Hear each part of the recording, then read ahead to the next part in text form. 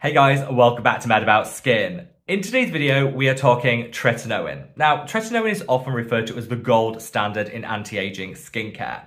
It's been around for decades, but around 3 years ago, it really went viral, and it seemed that just about everyone wanted to incorporate it as an ingredient in their skincare routine. Well, 3 years is a long time in skincare, and as we close out 2024, there seems to be something of an emerging tretinoin backlash. Lots of content creators that were previous huge advocates for the use of the ingredient are now saying they no longer use tretinoin and documenting the reasons why. There also seems to be an emerging narrative in some of the skincare blogs about how tretinoin might not be as amazing as we first thought and could be causing a lot of problems in our skin. So, what's the truth in all of this?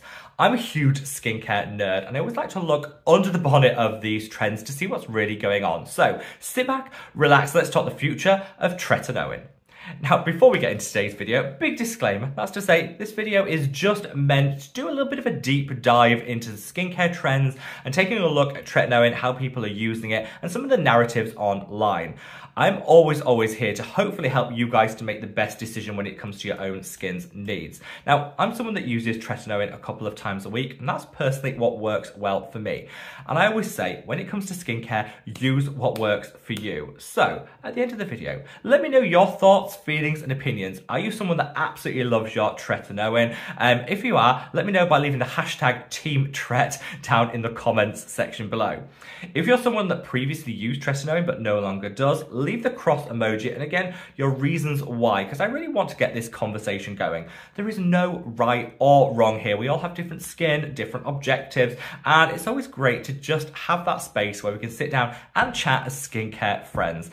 Of course, if you're feeling like at any point in this video you happen to be enjoying the content, let me know by reaching down and giving that video a big thumbs up and like. It really does support me as a sponsorship-free content creator, so from the bottom of my heart, love to each and every one of you. Now, without further ado, let's cut that waffle and delve straight on in. So, tretinoin, what is it and what can it do? Well, it's part of the retinoid family alongside retinol and retin-a, but a super high potency version of it. It's actually been studied for decades and clinically proven to be amazing when it comes to anti-aging.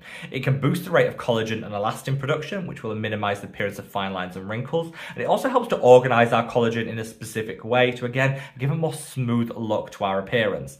It can increase cell turnover to minimize hyperpigmentation, dark spots and discoloration, and it can over time increase the thickness and density of our skin, which can be great in the long term when it comes to giving a more youthful look. However, it doesn't come without side effects. Tretinoin can be one of the most difficult ingredients to incorporate. It doesn't pair well with a lot of other actives. It can trigger a lot of sensitivity, dryness, and irritation, particularly in the first 8 to 12 weeks. For most of us, after that point, it's smooth sailing here on out, but some people, myself included, will never be able to tolerate tretinoin on a daily basis, and that's okay. It works really well for some people, and I know a lot of you guys out there have probably been using your tretinoin for say 5, 10, maybe even 20 plus years. Now, around 3 years ago is where you saw a lot of content creators online, particularly here on YouTube, showing that the secret to their gorgeous, perfect skin was actually regular tretinoin use. This created a bit of a craze, and I hate to use the term craze because actually tretinoin in most countries is a high-potency prescription-only drug, and I never think high-potency drugs should ever be trendy. We should be using them because we need to, they address an issue or a concern we have, not because somebody else is getting a benefit from them. However, that's what happened, and around 3 years ago really was like peak tretinoin.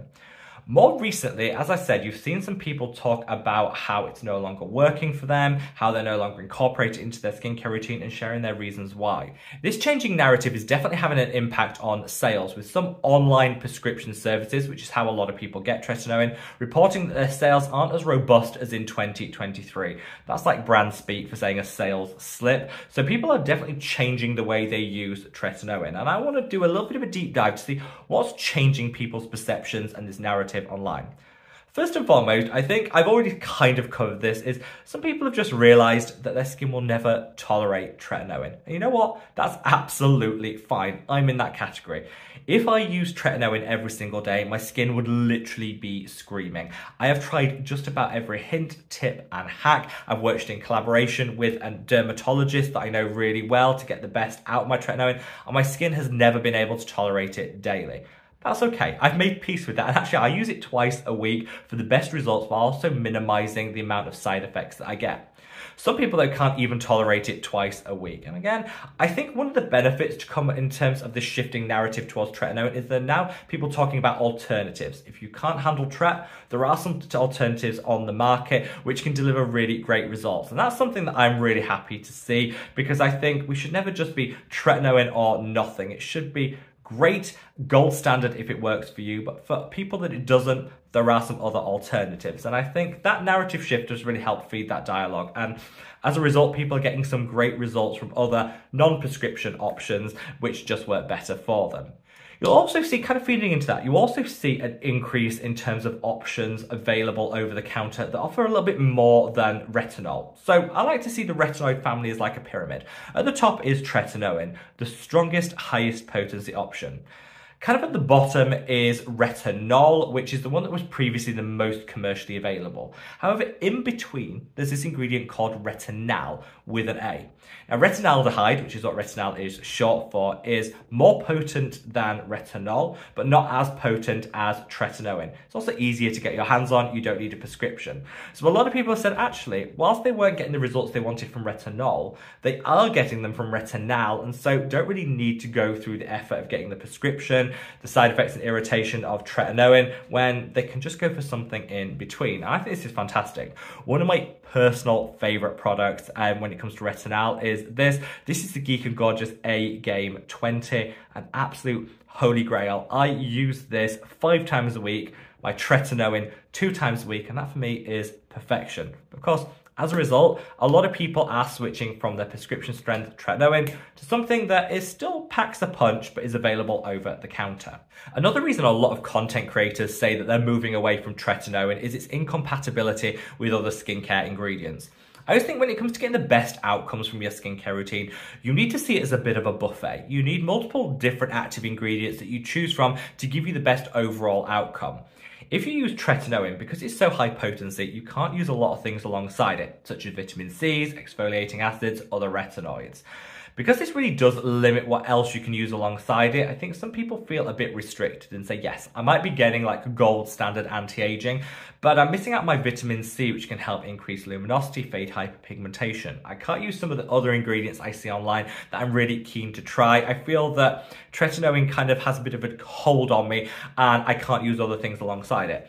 That's absolutely the case, and I think as with everything in life, we need to make a choice. And so I do understand why some people are opting for other, lower strength, more compatible retinoids, such as retinal, rather than tretinoin, so that they can then use their exfoliating acids, their favorite vitamin C's, and other things alongside it. You do have to make a choice when it comes to tretinoin, because absolutely you don't want to use it alongside other harsh actives. And so what I tend to do on the nights where I have my tretinoin, I use it on the face.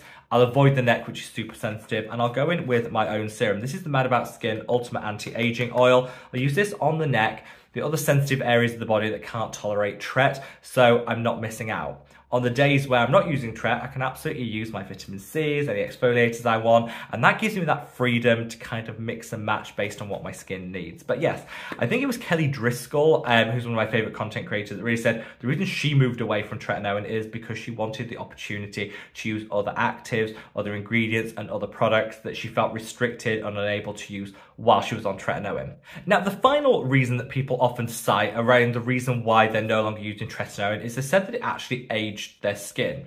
They used it consistently and they found that their skin actually appeared a little bit more lackluster, sallow, they had some fat loss, and it actually appeared more aged than when they started it. This is something that's really taken off online, with lots of people driving home this narrative that tretinoin's actually aging them and giving them the opposite results that they actually wanted to see. Now, an online doctor actually did a bit of a study, a deep dive into these claims of people saying that they actually got the opposite results to what they expected when using tretinoin. And what he found was there was actually a correlation between tretinoin and Ozempic use. Now, Ozempic is actually a weight loss drug, which also became super popular around 3 years ago, similar time to when tretinoin really took off too. You found that a lot of people were actually using these two together. And whilst there are no studies out there that show that tretinoin leads to reduction in fat deposits in the skin, a more sallow look to the skin, or thinning skin, people actually blamed tretinoin for the results that they might have been getting from the Ozempic that they were also using. So a lot of people might have heard of a term called Ozempic face, which is after you've been on Ozempic for a period of time, you can lose some of the fat deposits in the face. The face can seem a little bit more hollow, a little bit more sallow. That's absolutely one of the side effects of Ozempic. And people were saying, well, Ozempic goes into the body, so it won't be that. It must be the tretinoin that I'm putting actually on my face. And the people didn't really realize that there was a correlation between the two. There is actually no proof that tretinoin leads to a reduction in fat deposits in the face or a look of a more hollow, sallow complexion. However, that is one of the risks of Ozempic, and so I think people maybe confused the two. So gave tretinoin a little bit of a rough ride, in my opinion, because I don't think there's any proof to back up that that was actually happening, specifically caused by the tretinoin. So when you take all of this together, it's not hard to see why some people are choosing to move away from tretinoin. And I think in some cases, this isn't a bad thing. If you're somebody that's desperately tried to make tretinoin work for you, but you've never been able to get past the dryness, the redness, and the sensitivity, maybe it is time to look for some of the other alternatives that exist on the market. Maybe you do want a bit more freedom to use other things in your skincare routine, in which case tretinoin might not be for you. However, I do think some of the scaremongering that we see online, particularly around how tretinoin can deliver the opposite results to what you expect and how it can be damaging to the skin, I don't think that narrative is helpful. And as I say, there are people out there, and I'm sure lots of you will leave comments below to this effect, that have used tretinoin for 5, 10, 20 plus years and got game-changing results. As with everything in skincare, you need to choose the ingredients that match your price point, your skin type, and what you're really looking to get out of the routine itself.